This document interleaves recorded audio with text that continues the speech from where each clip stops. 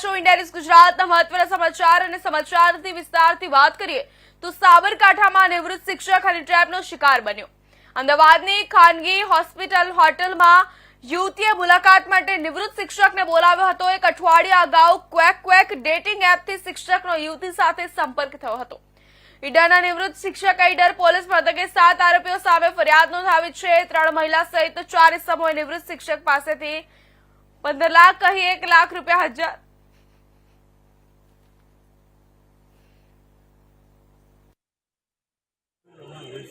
ઈડરના રતનપુર ગામના પ્રવીણભાઈ પટેલ જેઓ નિવૃત્ત શિક્ષક છે, તેઓ ક્વિક નામની એક ડેટિંગ એપ છે જેના થકી તેઓ મોનિકા પટેલના સંપર્કમાં આવ્યા હતા। તેઓએ અઠવાડિયે 10 દિવસ સુધી વિડીયો કોલ અને ચેટિંગથી એકબીજા સાથે વાત કરી પરિચય કરાવ્યો હતો અને આ મોનિકા અને તેમની માતા વર્ષાબેન આ બંને પ્રવીણભાઈને વિશ્વાસમાં લઈ અને નરોડા ખાતે અમનીબેનના ફ્લેટ ઉપર એમને બોલાવ્યા હતા। પ્રવીણભાઈ જેવા ફ્લેટ ઉપર ગયા હવે 10 જ મિનિટમાં ત્યાં કિસ્મત ઉર્ફે કાનો એ ક્રાઇમ બ્રાન્ચના નકલી પીઆઈ રબારી બની અને ત્યાં પહોંચી ગયા અને એમને ધમકાવવા લાગ્યા। એની સાથે સાથે બીજા 3 આરોપીઓ સુનિલ, નિર્મલ અને સંજય, આ 3 આરોપીઓ એ સોસાયટીના આગેવાનો બની અને એ ફ્લેટ ઉપર પહોંચી ગયા અને તેઓને બદનામ કરવાની તેમજ મારવાની ધમકી આપી।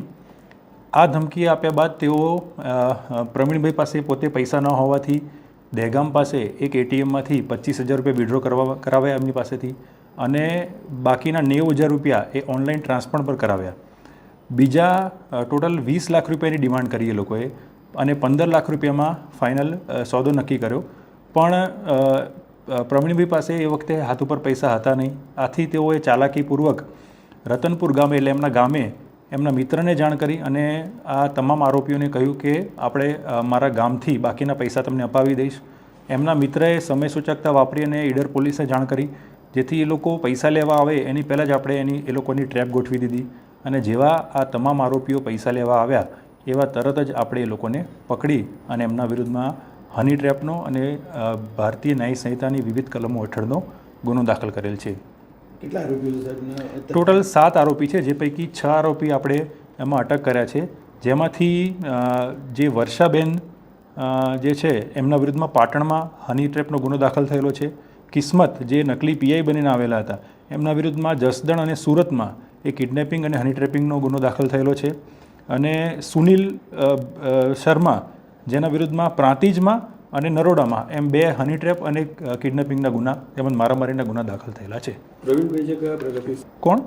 પ્રવીણભાઈ આપને મેં કહ્યું કે જે ક્વિક એપ જે છે ડેટિંગ એપ, એનાથી 7 દિવસથી એ જે મોનિકા છે એની સાથે ચેટિંગ, વિડીયો કોલ વગેરેથી એ એના સંપર્કમાં હતા। પોલીસે રિમાન્ડ માંગી એ લોકો આરોપી? હજુ 5 દિવસના રિમાન્ડ એમની માંગણી કરેલી છે, હજુ આપ્યા નથી એમાં, પણ એ પ્રક્રિયા ચાલુ છે। હજુ આરોપી કોઈ ફરાર એમાંથી? એક મોનિકાબેન છે જેને પકડવાના નવસારીથી ચોંકાવનારી ઘટના સામે આવી છે। સિવિલ